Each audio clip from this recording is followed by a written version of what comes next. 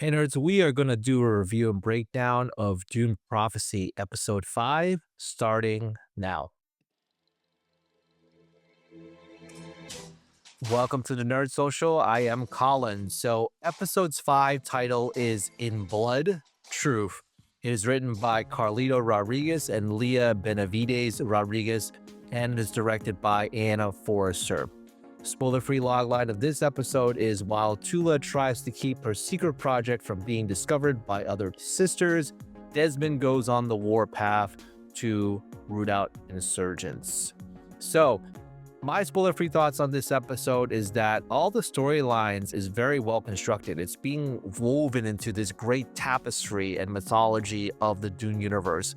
There are so many truth bonds that are revealed in this episode, and a lot of stunning admissions to the relationship dynamics in this episode.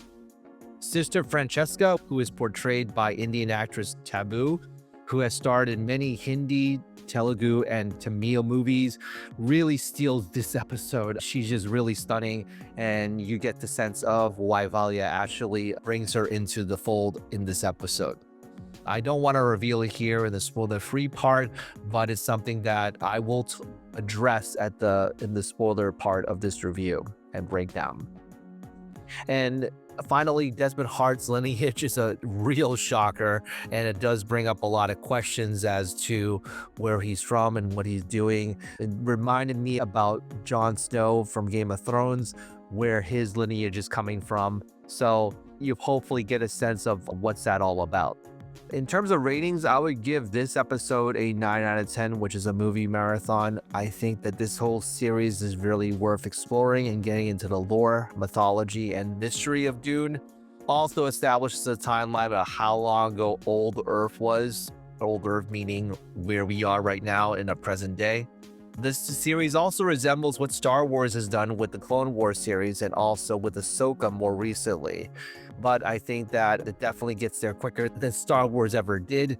And sometimes you may get lost in all the mythology and lore of the Dune universe because it does get very weird. Even when I was doing some background research, it gets really complex into the relationships because the world is very vast. So those are my spoiler-free thoughts of this episode. If you would like to learn more about Dune Prophecy and more content that we put out there, please like, share, subscribe. We really appreciate your support and all of the followers that are on all of our social media platforms as well. So without further ado, spoilers ahead for Dune Prophecy Episode 5.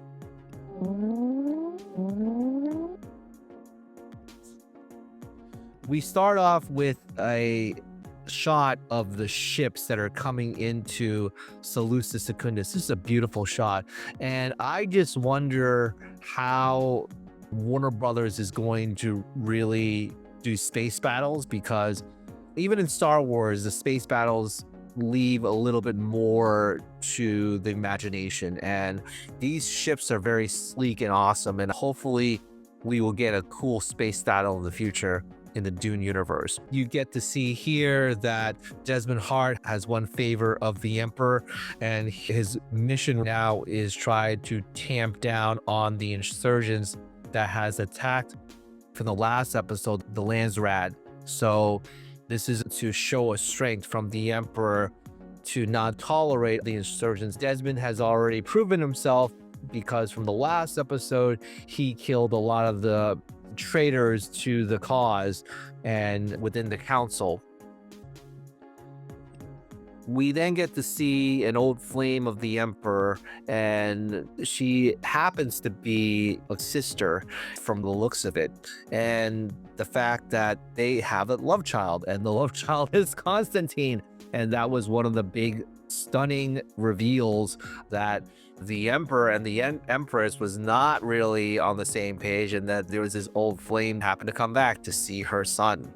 So that was really revealing.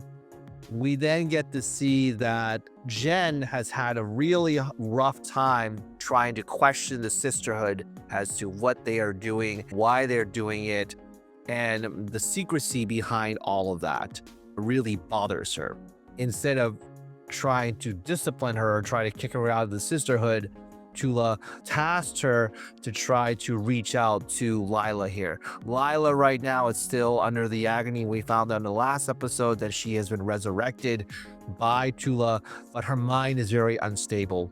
And this is a shot of where Lila is coming out and screaming, and Jen was looking at the door window and really got frightened by what's going on.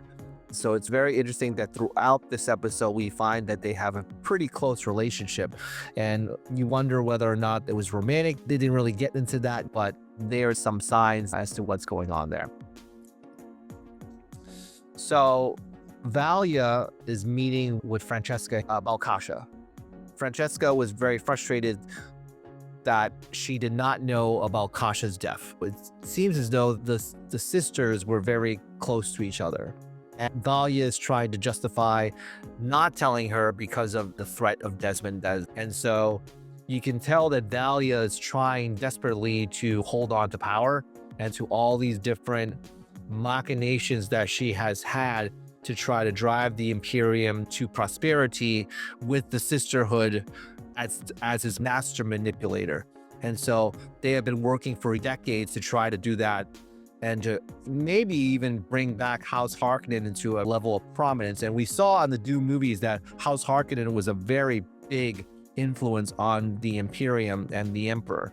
So this might be the seeds for that to happen. But remember, it's 10,000 years before, so we don't know what happened between now and then the movies. So it'll be very interesting to find out how it will transpire if there are multiple seasons of Dune Prophecy. Desmond is trying to figure out Constantine and Kieran Atreides' intentions. He still doesn't really know what they're all about. He makes a mockery of what they're doing here to say that, oh, you guys are dancers right now. Try to rile them up, but it really doesn't. Kieran definitely discovers Constantine as much of a slacker and really calls him out on his slackery later on. And also, Constantine later finds out that Kieran was one of the insurgents and he will be responsible for Kieran Atreides' arrest. I figured that in the last few episodes, whether or not Kieran plays a bigger role here, he really does not. He's really on the background of this whole series. We find out that Michaela and Kieran meet each other at the bar that we've seen multiple times in the previous episodes. Michaela's not really afraid of what's going to happen to her, as Desmond is zeroing in on their location. We then get a shot of more sisters leaving Wallach 9 right now. This is a shot of the sisters that are staying behind, but the fear within the sisterhood is growing, and there's not much going on in terms of making sure that they have some peace of mind, because Tula's been very engrossed with making sure that Lila is resurrected and doing all this investigating to the death of Kasha. So the acolytes here seem to be left behind. And we will find out later on that Sister Silva does have some reservations as to what is going on with the sisterhood and why aren't the figureheads of the sisterhood here in a moment of crisis. Lila then wakes up and we find out that Mother Rakella is the one that inhabits the body of Lila right now. And there's a nice scene in the lab where Mother Rakella basically does some Scooby-Dooing, figuring out what is going on with the death of Kasha. She doesn't even know when Lila's going to take back control, or if there's another sister or an ancestor that's going to be in there that is going to take over. Tula here is being questioned by Sister Silva as to what is going on, but Tula is basically stonewalling Sister Silva and to keep everything under wraps because of the sensitivity of the situation, but also she has a lot of dirty laundry right now because she's hiding Lila from Sister Silva, even though Lila shows up and Sister Silva is very perplexed as to why is she still around, resurrected. We see a shot of Desmond's crew going to the bar looking for insurgents. It's almost as though they are conducting a search warrant. While this is happening, Kieran Atreides is setting up charges to blow everybody up to smithereens. So Kieran is still very committed to the cause here. And we find out later on that he does get captured by Constantine. Constantine ratted him out. And there was a scene between Yanez and Kieran where Yanez is doing the truth-saying maneuver with the index finger and the thumb, trying to get the truth out of Kieran Atreides. I think that Yanez is still very conflicted because she sees that her father is betraying her, but also Kieran has betrayed her because of the secrecy with the insurgents. But we found out from the previous episodes that Yanez was much more sympathetic to the cause. Michaela escapes the clutches of Desmond's crew here and was able to return to the Harkonnen house and encounters Valya there. But we will get to that point later on. But there's some nice sword fighting here. Kieran knows that she was from Arrakis, but he didn't know that she was a sister. There's a shot of Desmond surviving, coming out of the explosion. Constantine still is feeling left out of the family. So he's trying to find his purpose because there's a lot of rejection from his father, the Emperor, as to who he is and what he's supposed to be doing here. There was a scene earlier where I think it was Francesca who was trying to convince the Emperor to give him command of the fleet.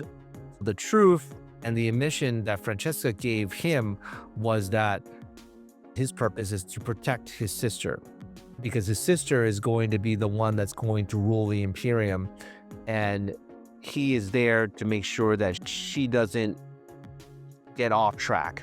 So I don't know how much Constantine is relieved by that, but he certainly does love his sister.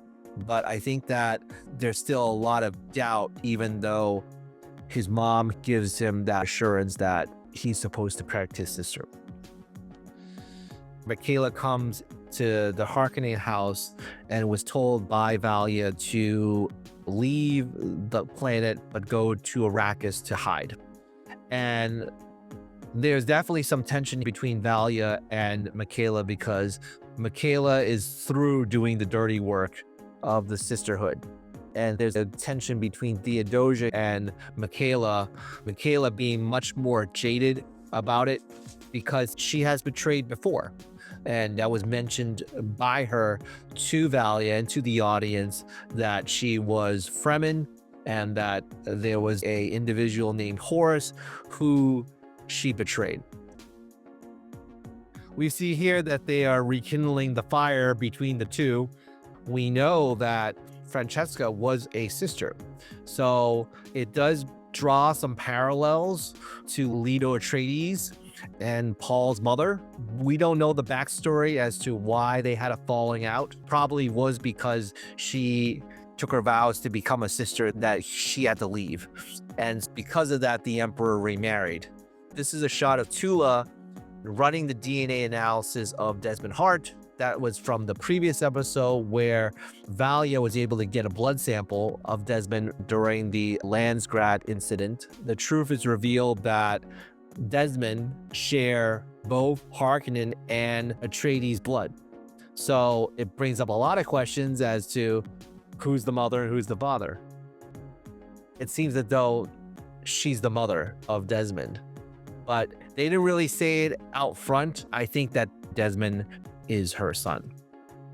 And we find out from Desmond that there are some misgivings by him about his lineage and the fact that he was abandoned and raised by scavengers. And so he sees that the sandworm directed him to destroy his mother, but also the sisterhood. And you saw this is why there's a lot of animosity between Desmond and Valya from the beginning. So that's why I said in the spoiler-free part that there's a lot of these storylines that are being meticulously weaved into this tapestry, which is really interesting.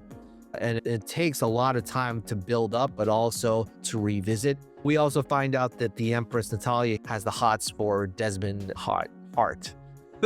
No pun intended. You saw that there was some love tension between the two. It doesn't give you pause anyway, because the Emperor is with Francesca, the Empress is with Desmond Hart. So what? That's how the episode ended. I am looking forward to how they will end the first season of this. Those are my thoughts about Dune Prophecy episode 5. We would like to hear what you have to say about this episode. Please comment down below. Like, share, subscribe for more content like this. And we will see you in the next video. All right. Take care, everybody.